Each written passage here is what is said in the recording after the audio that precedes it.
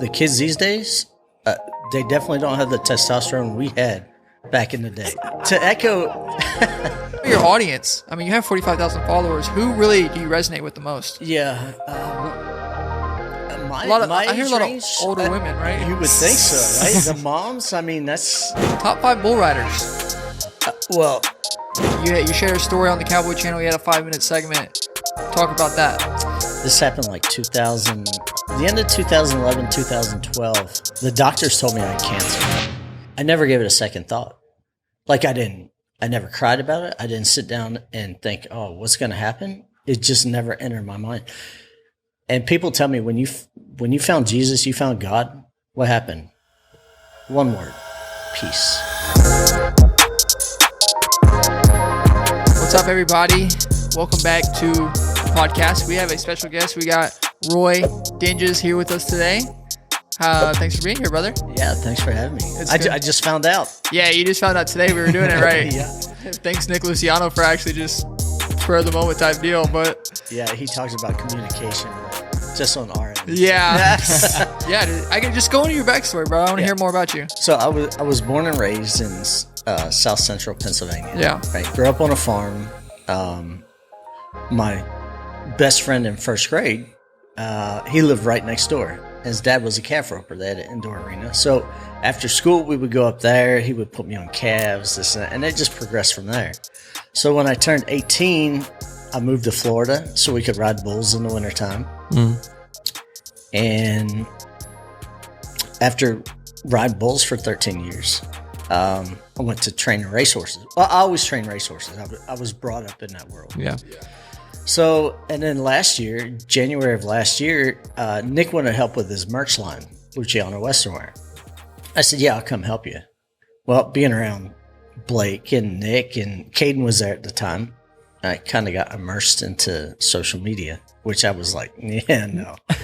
But now I'm here and it's doing good. I have still yet to find my niche, and it's still, like you were talking earlier, it takes a while to find out what you really want to do.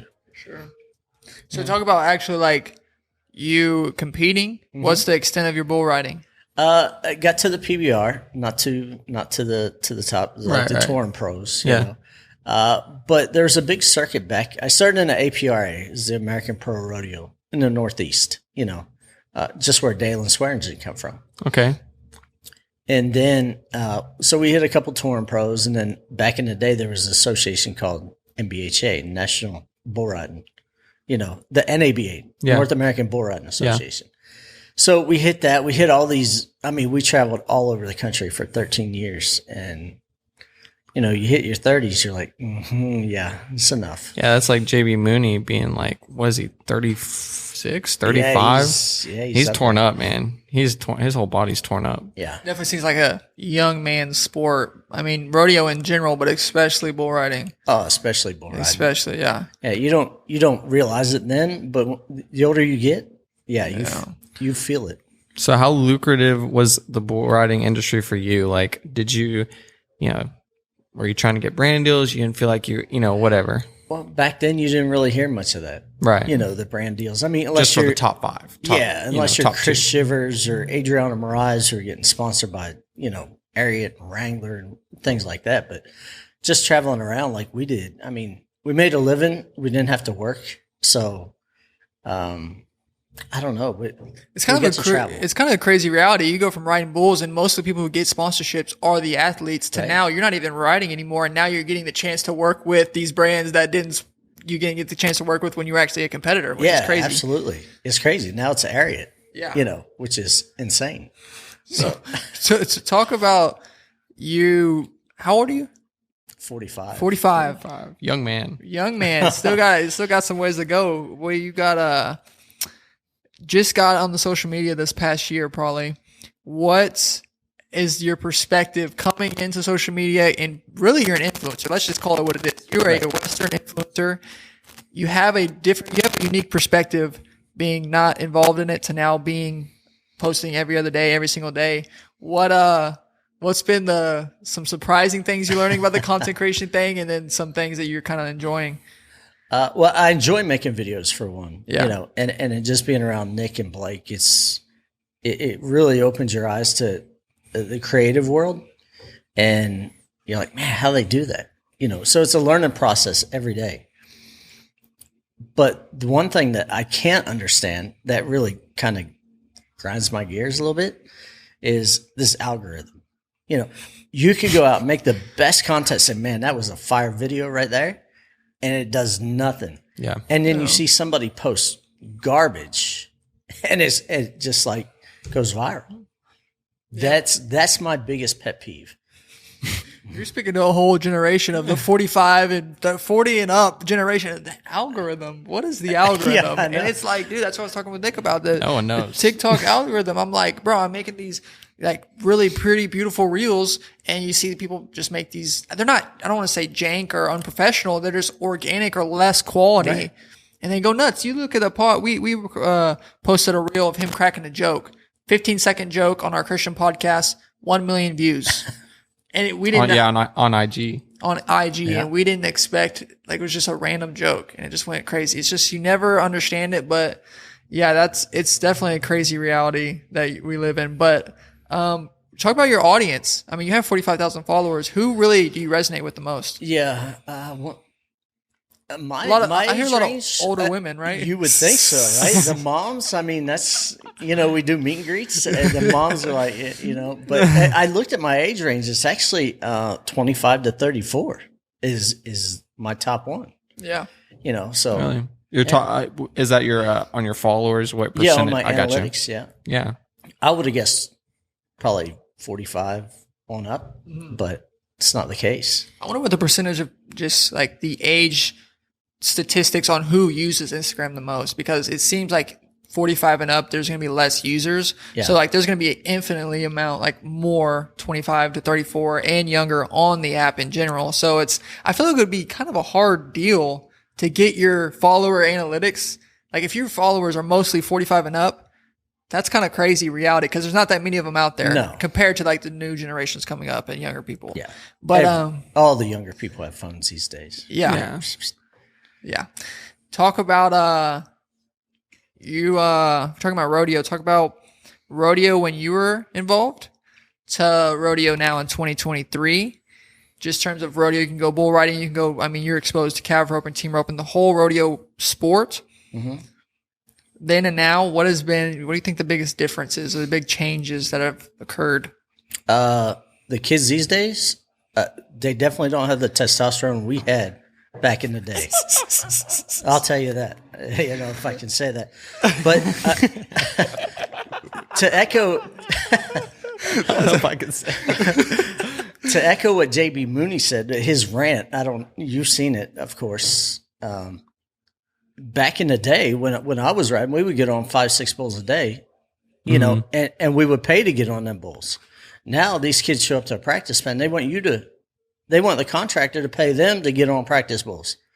Oh, bull riding is you got to eat it. Rodeo in general, you got to eat it, sleep it, breathe it, practice all the time. Yeah, I mean that's why you see these overseas guys, which are usually less privileged, right? So they're like, the way that most of the people from Brazil, the way they start bull riding, they have to catch the bull, put the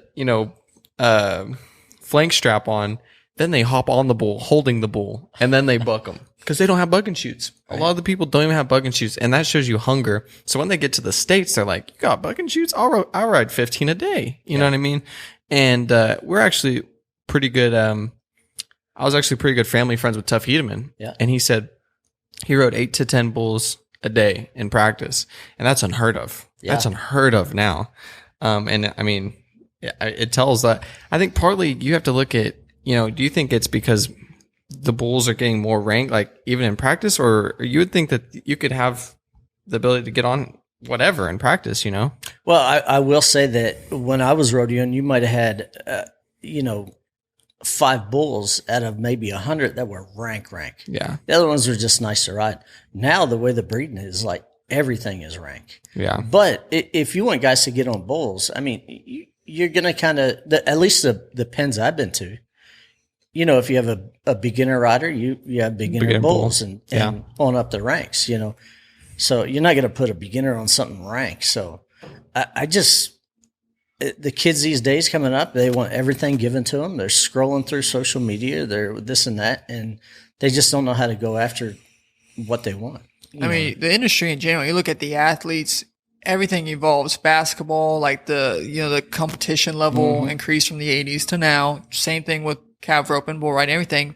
But talking about the industry of raising bulls, I mean, that's a whole business, getting your bucking bull that you raise into the NFR, you know what I'm saying, or the PBR or whatever, with, hey, this is a so-and-so bucking bull. I mean, even that is progressing because everything, the rodeo business is becoming a bigger and bigger industry, more and more money getting paid out. Yeah. The more money that's getting paid out, I want a chunk of that pie, you know what I'm saying? Think of this. People talk about football, basketball, all these sports that, you know, the players are getting bigger, stronger, faster. Well, humans, you can't tell what humans who they're going to, you know, be with. Yeah. Right? You have these breeding programs. These bulls have been they've been mating bulls, perfect bulls with perfect bulls for the last 25 years. Yeah. You know, imagine what we're having at this point. Yeah. You know what I mean? Yeah. It's like the potential of a human being progressing is like, yeah, you have to wait and see how, like, you know, putting in the work, like you said, but like these, you know, artificial insemination, the ag industry, like my parents are in the Brahmin industry. They raise show cattle. I mean, bro, it's a big, I'm not real educated enough to go into it that much, but it's an industry and there's a lot of stuff that goes into like which bull they're getting the semen from, putting into this mare, or not even a mare, but you get the point. It's a big deal. It's crazy. It is. Heifer. Yeah, the heifer. See, goodness gracious, Bubba. I know. That's cut, chop. But this just came to my mind. Top 5 bull riders. Well, my top 5 bull riders. So I grew up with Adriano Moraes. So he's always going to be my top 3-time world champion. Well, PBR world champion. Chris Shivers has to be in there. Now Dalen Swearingen, you know, 2022 world champion. But just from knowing him, just what a good guy. Just a good guy.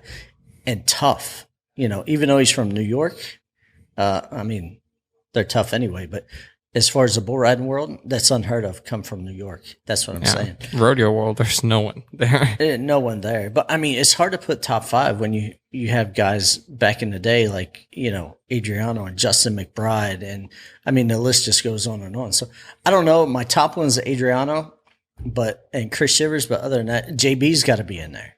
Yeah. I mean, so many years of excellence. Absolutely. There's a lot of names. So we may not give a top 5, but there's a list of names we have where you say the greatest ever. I mean, it's not, it's right. Just honoring everybody, you know? Yeah. And that could change. I mean, I could ask you the same thing and it'll change. I mean, see, if we're talking basketball, I'm giving top 5 like that, but it's a different type deal because there's the Bulls have changed. In basketball, because that's my sport, the accolades it's very drastic, the difference, right? You have MJ and LeBron that are obviously the best, and there's a huge separation in the next. In bull riding, it doesn't seem that same deal. A lot of people that are just great, and it's more jumbled, you know what I'm saying? That's asking, you know, it's like what girl's the prettiest? Well, it just depends who's looking, right? Dude, this dude has a lot of one-liners, man. And you got to think about, too, the accolades are not apples to apples anymore, right? You got PRCA, PBR. You know, you're talking about leagues that probably people haven't even heard of even then. You know, think about all the bull riding stuff there is now. You know what I mean? It's not apples to apples at all, you know. Talk about you have I'm not sure what the story you're going to share is, but you shared a story on the Cowboy channel. You had a 5-minute segment. Talk about that. Yeah, I actually put it in one of my TikToks. This happened like the end of 2011, 2012. It's a little story leading up to that, but of how I got to New York. But anyway, the doctors told me I had cancer. And I went to live with a friend of mine in New York, and Christian guy, him and his wife said, "Hey, come stay with us." And they had 3 children. Anyway, they opened their house to me. So I went up there, found a horse racing farm to work on. And so I was working there for a month, 2 months maybe. And every day I just got worse. I would go to the barn, come home, go to bed. You know, I would get done at the barn like 1 o'clock in the afternoon, come home, lay in bed till like 6 when supper was ready, come down, eat, and then hang out with the family for a while and then get up and do it all over. Well, anyway, things just got worse and worse and worse. And one day I went to the barn and I couldn't even do anything. It was just unbelievable pain. And I got home. My friend said, "You're going to the hospital." Now, I knew what the doctors told me, that I had cancer, leukemia. So I went to the hospital. So your white blood count is like 6 to 10,000. Mine was 455,000. And my spleen, which is supposed to be the size of your fist, it had swelled up and gone down here, up, you know. Everywhere. Anyway, I spent 4 days in the hospital.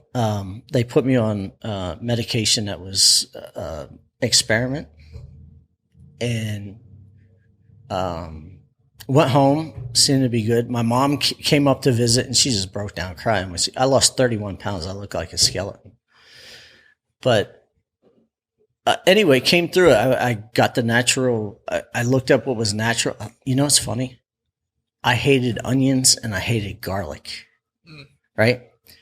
But when my friend's wife would cook, she would have all that, and I craved it. Come to find out, it's a cancer killer, right? Garlic, onions. Really? Wow. Yeah. But anyway, leading up to the story here, the doctors told me I had cancer, right? And I could feel the pain. I could feel taking over, you know, something was going on. But here's one thing. Never once did I open the door. I never told anybody I have cancer. Never once. Because if you look in the Bible, on the Sea of Galilee, when the storm came up and the disciples called on Jesus, he could have came out, he could have waved his hands, done all kinds of stuff, but he said, "Peace, be still."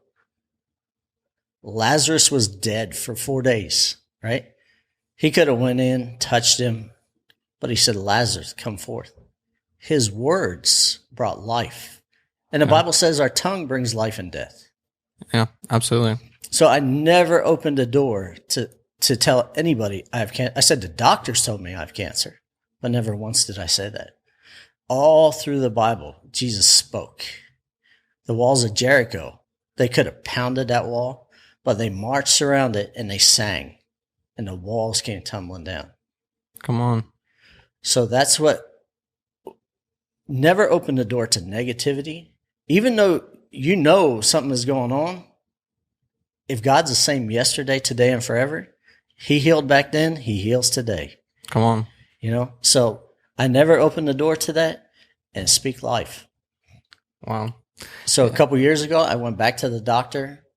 They said, "We're not saying you're cured, but we can't find the Philadelphia chromosome anywhere." Man. Wow. Yeah, dude. I mean, bro, this should have went on the Christian podcast, dude. I didn't even know what we were getting into, man. I mean, that's like a powerful testimony, and we're glad you shared it. Bro, that type of story, it exposes your belief. That's what they do with gold. They heat gold, and whenever it's heated, the stuff comes up and it rises up and it gets scraped off. And that's what happens whenever we go through something tough or incredibly tough like you, is we get the furnace heated up on us, and that whatever crap there is, it gets scraped, and we're left with who we are, like to our core. Absolutely. So that is awesome, dude. That's one thing I can say is I remember it was on November 8th, the doctor called me and he said, "Are you sitting down?" And I said, "No, I'm driving." He said, "Well, you might want to pull it." I said, "No, I'm good." He said, "Well, you have cancer." I never gave it a second thought. Like I never cried about it. I didn't sit down and think, "Oh, what's going to happen?" It just never entered my mind. And people tell me, when you found Jesus, you found God, what happened? One word: peace. That's it. So it don't matter what they throw at you, there's peace. Come on.